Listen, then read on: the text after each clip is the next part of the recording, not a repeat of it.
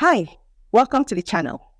If you have kept your ears on the Canada immigration news, you must be aware of the many policy changes that have been announced in the last few months. The entire person. We don't even know what is coming next. Oh my God! Okay, it's happening. Everybody stay calm. What's the procedure, everyone? God help us. This video will focus on one of the immigration announcements made regarding international student caps in Canada. So in that regard, this video is for every intending international student to Canada. If this is you, please try and watch till the end to get this important information, because I'm certain that some of you might want to make certain changes regarding studying in Canada from the information you will get here. In January 2024, Canada announced a cap on the number of international students that would be allowed to study in Canada starting in 2024. Minister Miller has just confirmed the number of new study permits to be allocated in 2024, as well as how the allocations will be distributed among the provinces. This was big news for students considering applying for a study permit in 2024, as the quotas will have a big impact on your decision on the province to choose to study in Canada. So quickly, first off, IRCC plans on issuing 291,914 study permits in 2024, representing a 28% drop from 2023 for the provinces that have been affected by the cap. Based on estimated approval rate, IRCC has set the international student permit allocation for 2024 at 552,095. This means they will only process this number of study permit applications this year. It is believed that IRCC has distributed the study permit allocation based on the population share of each province. This means that some provinces will get more international students in 2024 compared to 2023, and others will get less. Now that we know the estimated number of study permits that will be processed, the next thing you might be wondering is, how will the study permits be allocated? Who gets what? Great question. And here's the answer. Two provinces in Canada will likely be heavily affected by the cap, and those provinces are Ontario and BC. Whereas students applying to study in Alberta, Quebec, Saskatchewan, or the Northern Territories may not be affected so heavily. The following provinces will see an overall increase in the number of students they may accept compared to the number of international students studying in 2023. And those provinces are Alberta, Newfoundland and Labrador, Northwest Territories, Quebec, Saskatchewan, and Yukon. All other provinces will likely see a decrease in the number of international students when compared to 2023. Now, BC will get a 47% decrease in the number of international students over 2023. Manitoba will get a 16% decrease in the number of international students over the numbers in 2023. New Brunswick will get a 20% decrease in the number of international students compared to what they had in 2023. And Nova Scotia will get a 28% decrease in the number of international students in 2024 over what they had in 2023.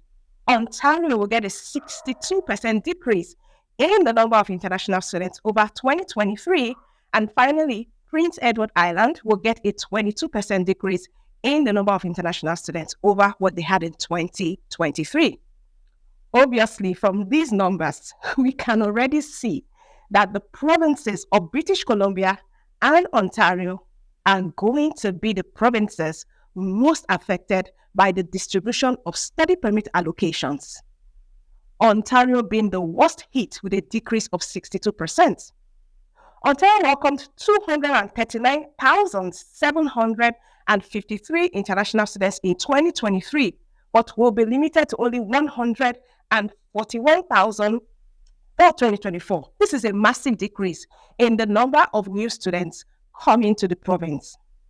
And this is sad because Ontario has the highest number of international students.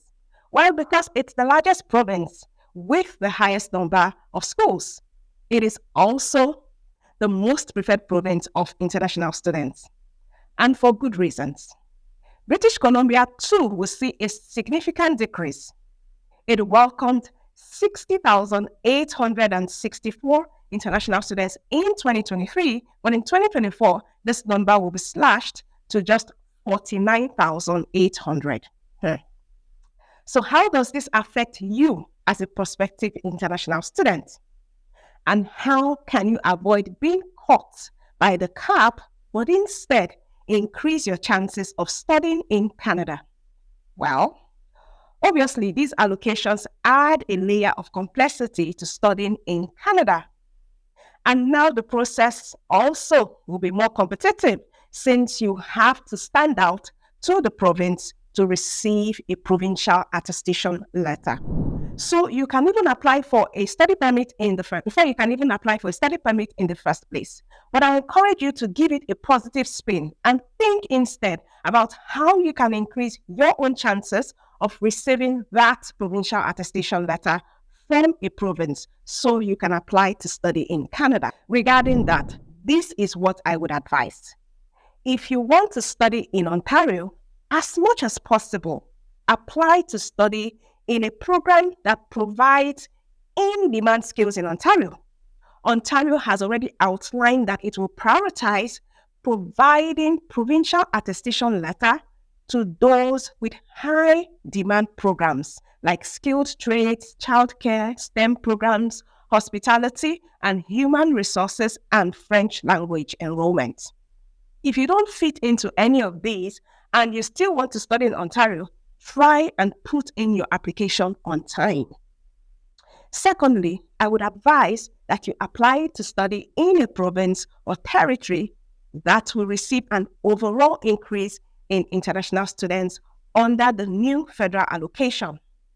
And those provinces are Alberta, Newfoundland and Labrador, Northwest Territories, Quebec, Saskatchewan, and Yukon. Maybe you need to start looking at Yukon. Thirdly, apply early. As provincial attestation letters are now quota-based, applying early to beat the crowd will increase your chances of securing one.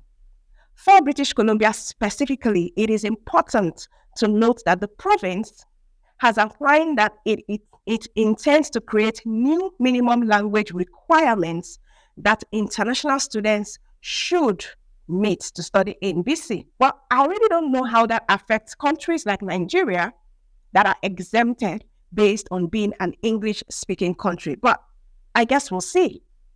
I can't say for now how that will be. Fourthly, consider applying to a public post-secondary institution over private colleges. That is almost a no-brainer. Please, I beg you.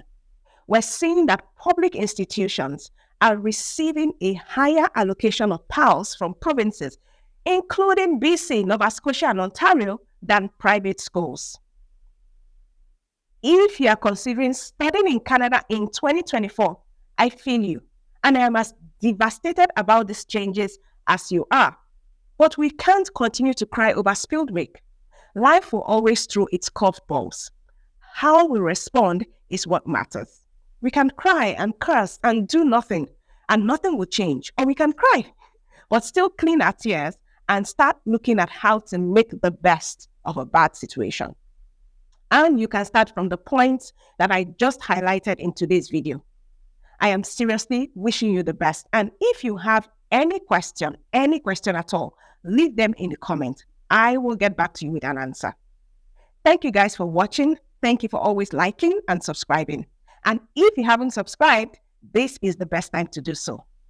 To study in Canada, the documents that you submit can make or break your application.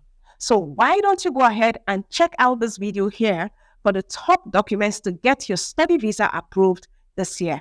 And all the best, guys, and cheers.